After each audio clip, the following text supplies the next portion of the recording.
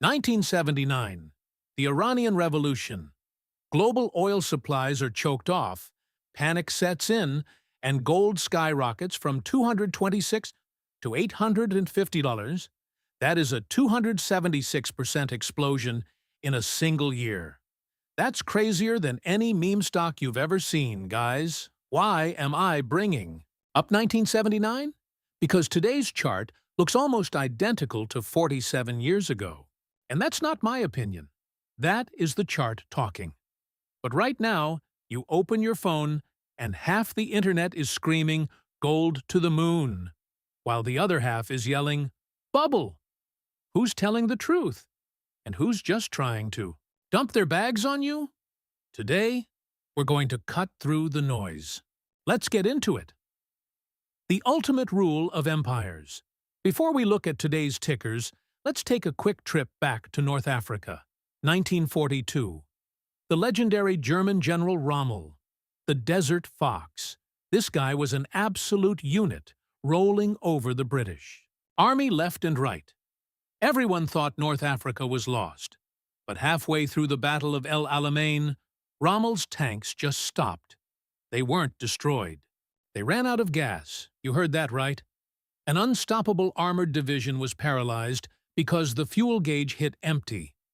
Later, Allied bombers systematically wiped out Germany's fuel plants. By 1945, German aviation fuel production tanked from 180,000 tons a month to just 11,000 tons. They built the planes, but couldn't fly them. Built the tanks, but couldn't drive them. You can't run a war machine on an empty tank. Same exact script with Japan in WWII. Why did Pearl Harbor happen? Because the U.S. cut off their oil imports. Japan went crazy invading Southeast Asia just to secure Indonesian oil wells. Once their supply lines were cut, it was game over. No oil, no empire. That rule hasn't changed a single bit from WWII to today. Keep this story in the back of your mind, because this exact playbook is being rerun on the global oil map right now. And historically, gold is always the star of the show. Follow the money, not the news.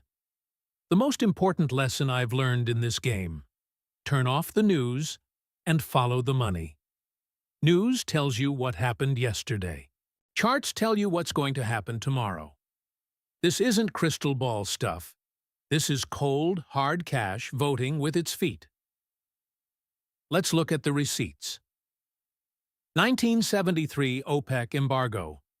Arab nations weaponize oil, cutting production by 5% a month. Oil goes from $3 to $5. Sounds small, right? But gold. Gold shot from $97 to $183, an 89% rally in 12 months. 1979 Iranian Revolution, an oil supply shock, global panic. Gold goes from $226 to $850, a 276% melt-up. 91 Gulf War, oil spikes 140%. Gold jumps 10% in a matter of weeks. 2022 Russia-Ukraine. Gold breaches the $2,000 barrier. Do you see the pattern here? Every single time there is an oil supply shock, gold violently rallies between 15% and 90% within 3 to 12 months. No exceptions. It's not a coincidence. It's a law of gravity. And every single time, the smart money moves 3 to 6 months before CNN or Fox News even talks about it.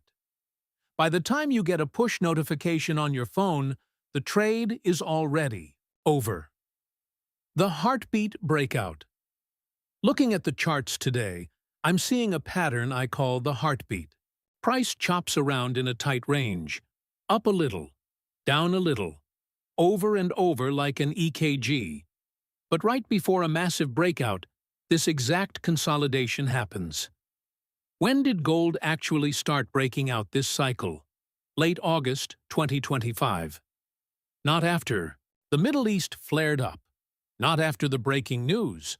Before all of that, institutional money was already quietly flooding into gold ETFs. That's the smart money. They don't tweet. They don't make TikToks. They just quietly stack cash. By the time Goldman Sachs and J.P. Morgan are on CNBC saying, "We're bullish on gold," what do you think they're actually doing? On Wall Street, we call it talking their book. They hype it up so retail buys, while they quietly take profits. 6 months later, retail investors are left holding the bag, wondering why they bought the absolute top. It's the ultimate Wall Street bait and switch. The COMEX illusion and the silver squeeze. Now, this is where it gets crazy.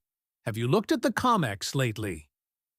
The COMEX is basically the casino where banks and institutions place bets on metal prices. Note the word bets, because they are trading paper contracts, not physical metal. Right now, the spread between paper gold and physical gold is ripping wide open. The COMEX is losing control over the pricing narrative. And silver? Silver is even wilder. We track a COMEX Silver Stress Index, and right now, it's flashing red. Why? Because physical silver is being drained from COMEX vaults at a terrifying speed. It's like a bank running out of actual cash in the vault, but still aggressively writing checks. Eventually, that music stops. The supply deficit in silver is worse than gold. The industrial demand is massive. Every missile, every fighter jet, every naval ship, and every drone requires silver. During the 1979 run, silver outpaced gold's gains by a factor of 3 to 1.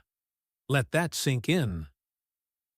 The real geopolitical domino, it's not just the Middle East. Right now, all eyes are on Iran and the Strait of Hormuz. 20% of the world's oil flows through there. Insurance giants like Lloyd's of London are straight up canceling war risk coverage. They love taking your premiums, but the second things get real, they pull the plug. But if you actually follow the money and the oil, the next domino might not be in the Middle East. It might be 90 miles off the coast of Florida. Cuba has historically survived on cheap Venezuelan oil. But with U.S. sanctions choking Venezuelan exports, Cuba's fuel lines have been cut. We're talking massive blackouts and economic collapse. Cuba sits right on one of the most critical shipping lanes in the Caribbean. Every tanker heading into the Gulf of Mexico passes by. It's prime real estate. Look at the last 20 years. Iraq, Libya, Iran, Venezuela. Cuba is the logical next piece on the board. Maybe I sound like a doomsday prepper, but the money flow doesn't lie. Caribbean shipping insurance is spiking. Capital is fleeing the region. Don't look at the headlines. Look at where the capital is running. The China factor. You can't talk about global oil without talking about China. They are the world's largest oil importer. If the Strait of Hormuz actually gets shut down, China feels the pain immediately. And what has the PBOC, People's Bank of China, been doing?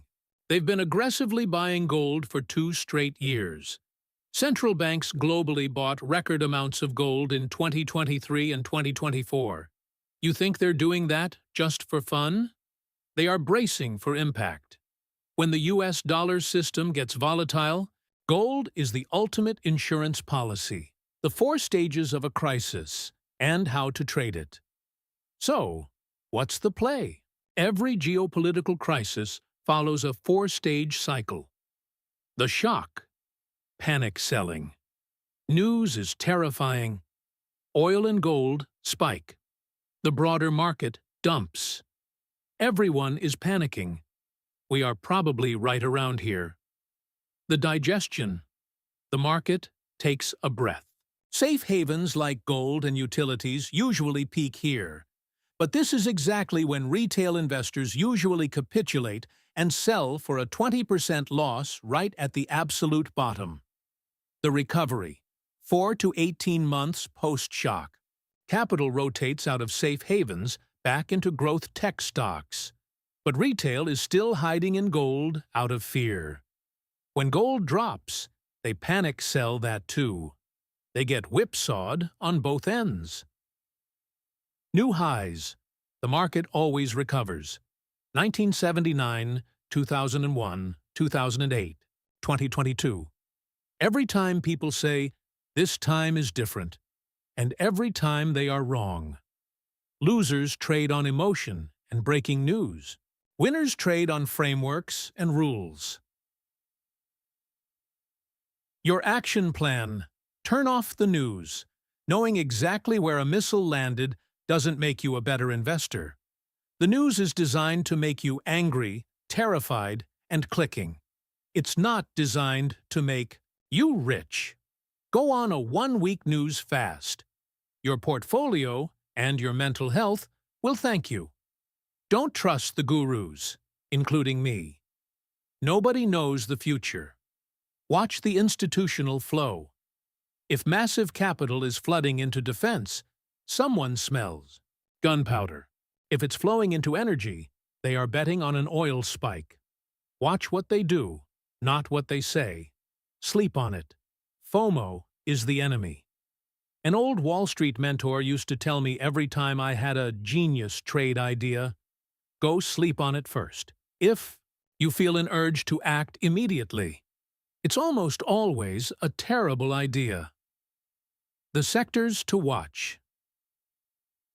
Gold and miners. Central banks are hoarding it. If this plays out like 2008, a steady 17% grind higher over the next few years is highly likely.